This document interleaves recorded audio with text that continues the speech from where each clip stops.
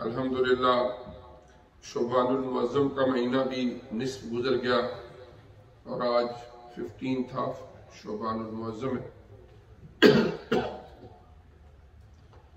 اور اس کے بعد اللہ تبارک و تعالی نے مہربانی فرمائی اور ہمیں انشاءاللہ زندگی میں وسعت نصیب فرمائی تو 2 ہفتوں کے بعد رمضان المبارک کا آغاز ہوگا۔ حضور نبی کریم رؤوف الرحیم صلی اللہ علیہ وآلہ وسلم کے مدنی زندگی کے معمولات میں سے ایک چیز یہ تھی کہ جب رجب کا مہینہ آتا تو اسی وقت سے ہی آپ رمضان شریف کا انتظار فرمانا شروع کر دیتے۔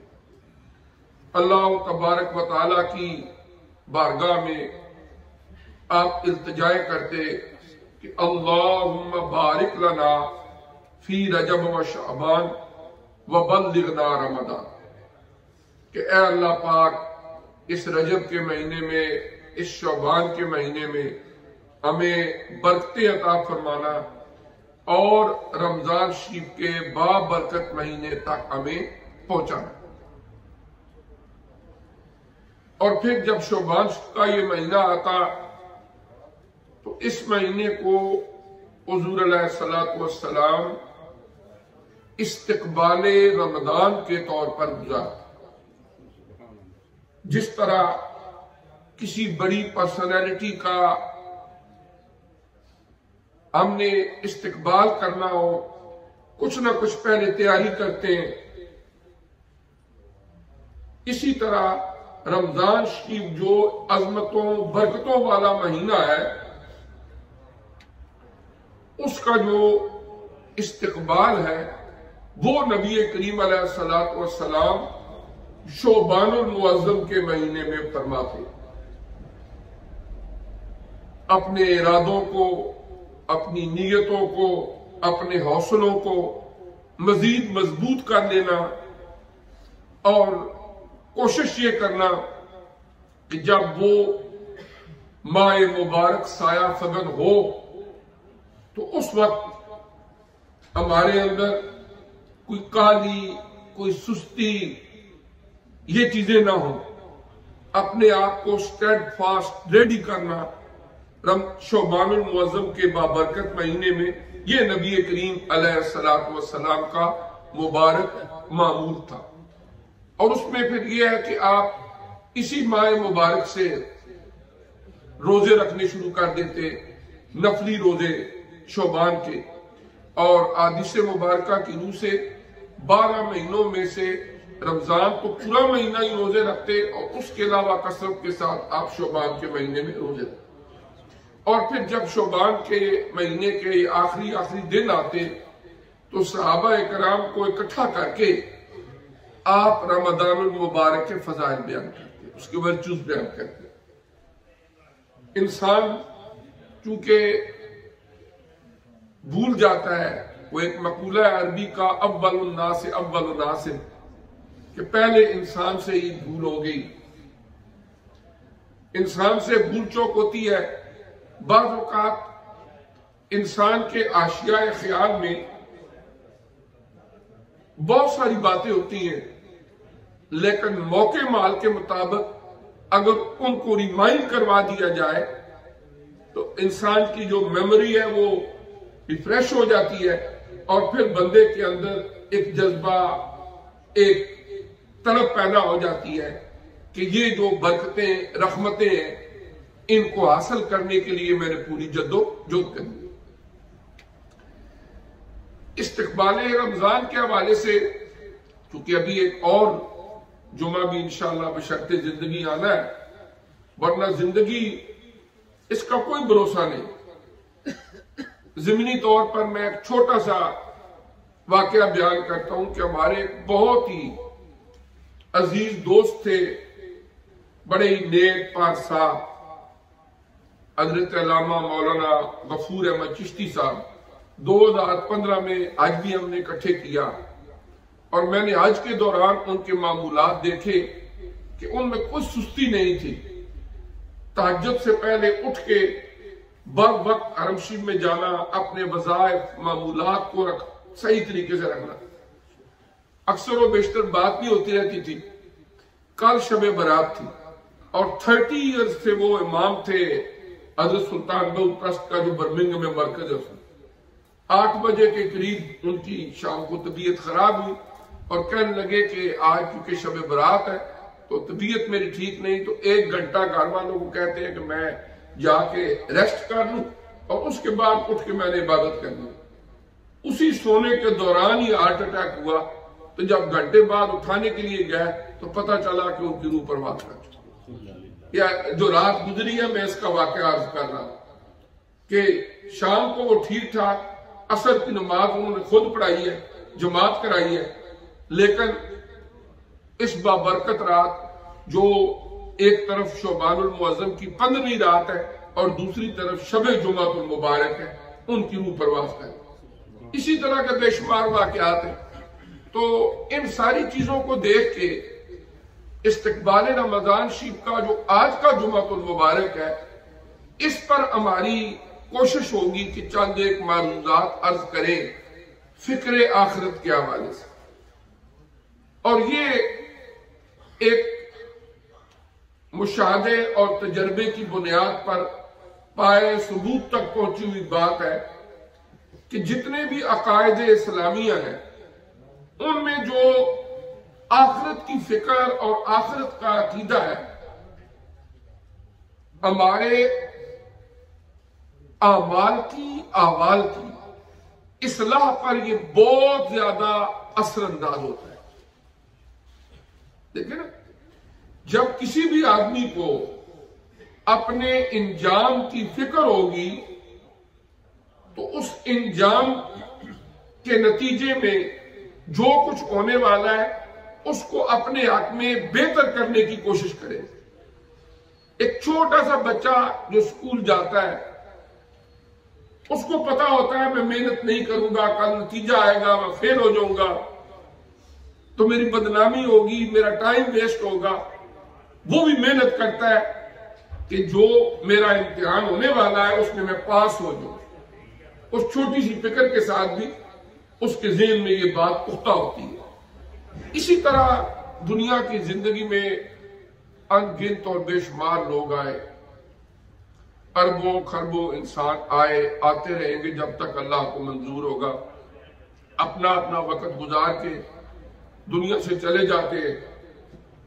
کچھ اس میں سعید ہوتے ہیں، کچھ شقی ہوتے ہیں قرآن کی روح سے، کچھ خوشبخت ہوتے ہیں اور کچھ بدبخت ہوتے ہیں، اور خوشبختی اور بدبختی کا معیار دنیا کی زندگی کی تنگ دستی یا خوشحالی نہیں،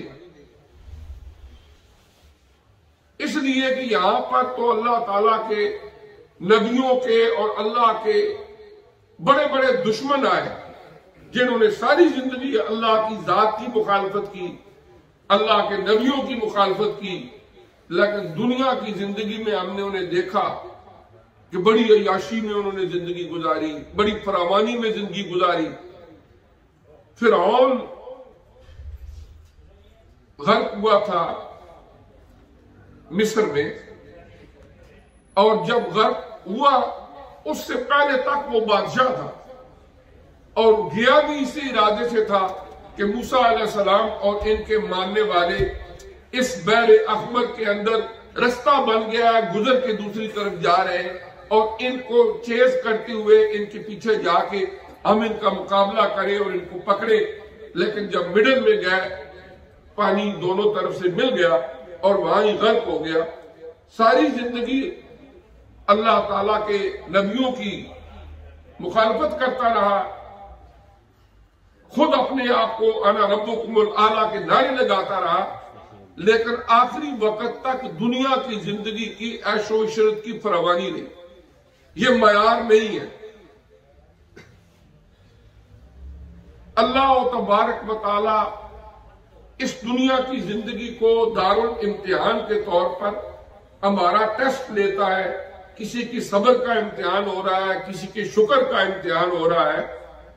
اصل جو معیار ہے وہ یہ ہے کہ اس دنیا کی زندگی کو گزارتے ہوئے اللہ اور اس کے رسول کا کوئی کتنا مطیع اور فرمانبردار ہے. یہ اصل معیار ہے. اور پھر ایک عجیب نظام ہے اس دنیا کی زندگی کا کہ دنیا کے اندر لوگ اپنی خواہش، اپنی کوشش، اپنے رویوں سے یہی سمجھتے رہتے ہیں کہ اگر میں یہ کر لوں گا، میں یہ کر لوں گا، میں ہمیشہ ہمیشہ یاد رکھا جاؤں گا. لیکن بے شمار وہ لوگ ہیں دنیا میں عیش کر کے چلے گئے، ان کے نام گالیاں بن گئے. کسی بندے کو کہہ دو تو فرعون ہے، تو وہ کہہ گئے نے مجھے گالی دی ہے، حالانکہ اولاد آدم میں سے ایک بندہ ہے. اور کچھ اللہ کے بندے ہیں، انہوں نے کوئی لمبی چوڑی ایسی خواہش نہیں کی جی مجھے بڑی نمود و نمائش ملے. نہ شاہ سواریاں ان کے پاس تھیں، نہ ان کے پاس مالات تھے. ایک اجرے کے اندر گوشہ تنہائی میں زندگی گزار کے دنیا سے چلے گئے. لیکن اس وقت بھی کروڑوں اربوں انسانوں کے دلوں میں اللہ نے ان کی محبت کے چراغ روشن کر دیے. یہ کوئی معیار نہیں ہے کہ ایک آدمی یہ سمجھے کہ میں نے دنیا کی زندگی کو گزارنے کا بہت سارے طریقے ہیں. اور جو اس مالک حقیقی نے زندگی گزارنے کا طریقہ سکھایا، اس سے خوبصورت، متوازی اور پرسکون کبھی بھی کوئی دنیا کا قانون زندگی کو نہیں بنا سکتا.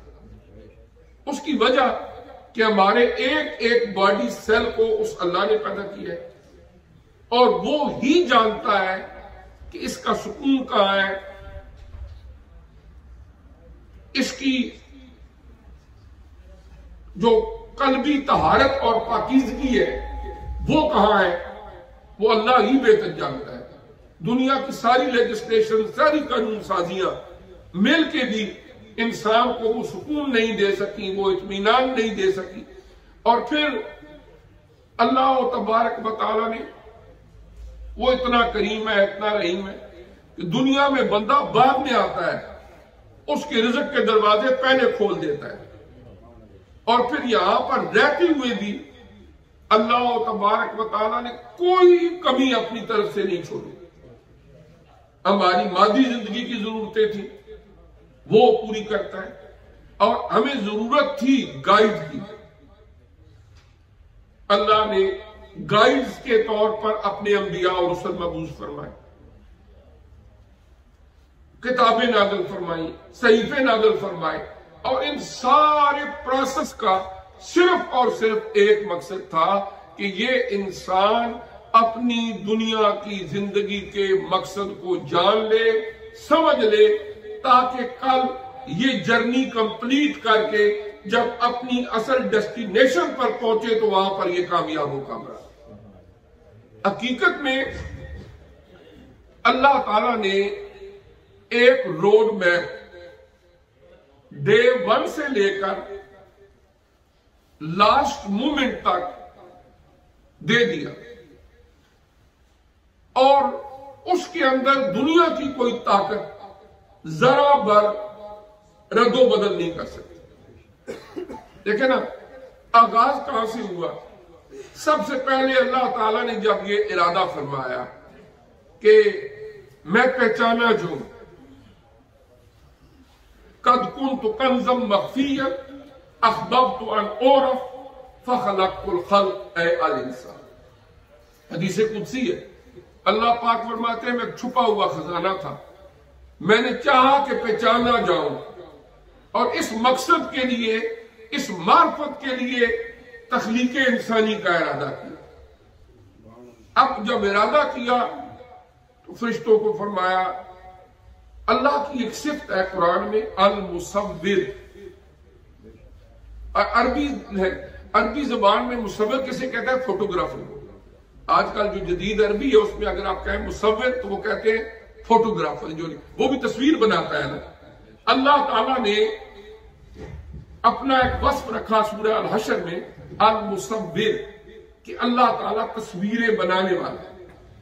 اس اللہ تعالیٰ نے کیا کیا، ایک نقشہ بنا کے فرشتوں کو کہا یہ آگ پانی مٹی اب آئے، اس طرح یہاں اس کی آنکھیں ہوں، یہاں اس کے کان ہوں، یہاں اس کا ناک ہو، یہاں اس کے دانت ہوں، یہ اس کی 2 ٹانگیں ہوں، 2 ہاتھ ہوں، یہ نقشہ ہے۔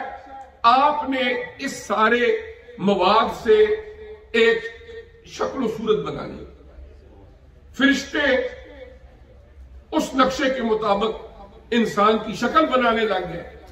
جب وہ شکل و صورت بن گئی تو قرآن فرماتا ہے وَنَفَخْتُ فِيهِ مِن رُوحِي، پھر میں نے اس کے اندر روح ڈال دی۔ روحیں بہت پہلے بنی ہوئی تھی، روحیں جو تھی اللہ نے جو پہلے ہی بنا لی تھی، اور پھر مادی وجود کا سلسلہ شروع ہوا آدم علیہ السلام۔ اب حضرت آدم علیہ السلام اکیلے، ایک ان کا خالی وجود ہے، ایک انسان اس زمین پر، جنت الفردوس میں حضرت آدم علیہ السلام، ان کا اصل ٹھکانہ کون تھا؟ دنیا میں تو بعد میں آیا، جنت۔ پھر اللہ تبارک و تعالیٰ نے اس نسل کو آگے بڑھانا چاہا۔ حضرت آدم علیہ السلام کی ایک روایت ہے کہ وہ سوئے ہوئے تھے، جب جاگے آنکھ کھلی تو ایک خوبصورت شکل کا ایک اور انسان ان کے پاس ہے، اور وہ اللہ نے ان کے وجود کی ایک پسلی سے حضرت حوا علیہ السلام کو پیدا کر، اب 2 ہو گئے۔ قرآن پاک میں اللہ پاک نے فرمایا سورہ النساء کے آغاز میں کہ اے انسانوں اللہ کی عبادت کرو، جس نے تمہیں ایک نفس سے پیدا کیا، پھر اس سے اس کا جوڑا بنایا، پھر زمین میں مردوں عورتوں کو پھیلا دیا۔ پھر اس کے بعد اللہ تعالیٰ نے آدم علیہ السلام کو، حضرت حوا علیہ السلام کو جنت میں رکھا، پھر وہ جو ایک ابلیس کا قصہ قرآن میں آیا، پھر انہیں زمین پر نازل کر دیا، اب دونوں زمین پر آئے۔ پھر اس کے بعد اللہ تبارک و تعالیٰ نے یہاں پر آگے ان کی نسل بڑھائی، پھر اس زمین کے اوپر لوگ بڑھتے چلے گئے، انسان آگے بڑھتے چلے گئے۔ اب اللہ تعالیٰ نے جب پہلے انسان آدم علیہ السلام کی تخلیق ہوئی تو ان کے سر پہ نبوت کا تاج سجایا، زمین پر وہ آئے، ان کو نبوت عطا فرما کے جب توبہ قبول ہو گئی، نبوت عطا کر کے اسی وقت سے انسانوں کی راہباری کا سلسلہ شروع کر دیا، اور حضور نبی کریم علیہ السلام تک یہ سلسلہ جاری ہے۔ اب آدم علیہ السلام کا اصل وطن کون سا تھا؟ جنت۔ ان کا اصل مقام تھا جنت۔ اب اللہ نے یہ جرنی، یہ ٹریولنگ ہماری بھی اسی طرح رکھی، فرمایا تم نے واپس یہ سارا چکر لگا کے وہیں پہنچنا ہے جو تمہارے باپ دادا کی اصل جگہ ہے، لیکن اس کے لیے تھوڑی تمہیں ایفرٹ کرنی ہوگی۔ اور دنیا کی زندگی اللہ نے دی، اور وہ اتنا کریم ہے، رحیم ہے، جب تک ہم بالغ نہیں ہوتے، چھوٹے ہوتے ہیں، اس وقت کی ہماری کوتاہیوں کو اکاؤنٹ بھی نہیں کیا جاتا۔ جب تھوڑا ہوش سنبھال لیتے ہیں تو اس وقت سے اکاؤنٹ ہونی شروع ہوتی ہے۔ فرمایا اب یہ ہے تمہارا ٹیسٹ، یہ ہے تمہارا امتحان، اور اس امتحان کے اندر اگر پاس ہو جاؤ گے تو اصل جائیداد کے وارث بن جاؤ گے، جنت مل جائے گی، اور اگر فیل ہو جاؤ گے تو پھر شیطان نے بھی کہا تھا کہ میں ان کو ساتھ ہی لے کر جاؤں گا، اور پھر تم نے جہنم کی طرف جانا ہے۔ اب دنیا کی زندگی میں انبیاء اور رسل تشریف لاتے رہے، وہ ہمیں یہی ریمائنڈ کرنے کے لیے آتے رہے کہ تم نے دنیا کی زندگی کے اس مقصد کو سمجھنا ہے۔ تم کماؤ، تم کھاؤ، بچوں کی اچھی تربیت کرو، رشتہ داروں سے اچھے تعلقات رکھو، محلے داروں سے اچھے تعلقات رکھو، باقی بھی دنیا کی زندگی میں پرسکون رہو۔ کوئی ایسی ریسٹرکشن نہیں ہے جو ان نیچرل ہو، غیر فطری طور پر کوئی ہماری اوپر پابندی نہیں لگائے گی۔ اگر اللہ نے ہماری اندر خواہشیں پیدا کی ہیں تو ہر خواہش کو تکمیل کے لیے اللہ نے اسباب بھی پیدا کیے۔ اب کیا ہے کہ خصوصی طور پر یہ رمضان شریف کا جو مہینہ آتا ہے، یہ ہمیں آخرت کے لیے تیار ہونے کا ایک موقع عنایت فرماتا ہے کہ اگر ہم سے پہلے کوتاہیاں ہوئیں، غفلتیں ہوئیں، اس رمضان شریف میں آ کے ہم نے اپنے آپ کو چینج کرنا ہے، اپنے آپ کو تبدیل کرنا ہے، ویسے تو کچھ راتیں برکت والی، کچھ دن برکت والے، کچھ لمحات برکت والے، اور رمضان شریف کا پورا مہینہ اللہ نے حضور علیہ السلام کی امت کے نام کر دیا کہ رجب اللہ کا مہینہ ہے، شعبان نبی کریم علیہ السلام کا مہینہ ہے، اور رمضان کو ایسوسیٹ کر دیا آپ کے اور میرے ساتھ کہ یہ آپ کا مہینہ ہے۔ اور حضور علیہ السلام اس لیے شعبان المعظم کے اختتام پر اپنے صحابہ کرام کو بٹھاتے اور انہیں بتاتے کہ یہ جو ماہ مبارک ہے آنے والا، اس کی برکات کیا ہے۔ اور عام حالات میں ہم نفل پڑھتے ہیں، فرض پڑھتے ہیں، نفلوں کا ثواب بھی ملتا ہے، فرضوں کا ثواب بھی ملتا ہے، لیکن رمضان میں آپ نفل پڑھیں تو ثواب فرض کا، ایک نیکی کرے تو 70 گنا یا اس سے بھی کئی گنا زیادہ اللہ اجر دیتا ہے اور پھر دعاؤں کو قبول کرتا ہے۔ تو اس طرح جو ریمائنڈر ہے آج کی اس جمعۃ المبارک کا وہ یہ کہ نبی کریم علیہ السلام کی سنت مطہرہ کے مطابق اپنے ارادے، اپنے حوصلے، اپنی ہمت، اس کو ایک دفعہ پھر تیار کر لیں کہ رمضان شریف کا جب مہینہ آئے ہم کوئی کوتاہی نہ کریں، کوئی غفلت نہ کریں، دن کو روزہ رکھیں، اللہ کی عبادت کریں۔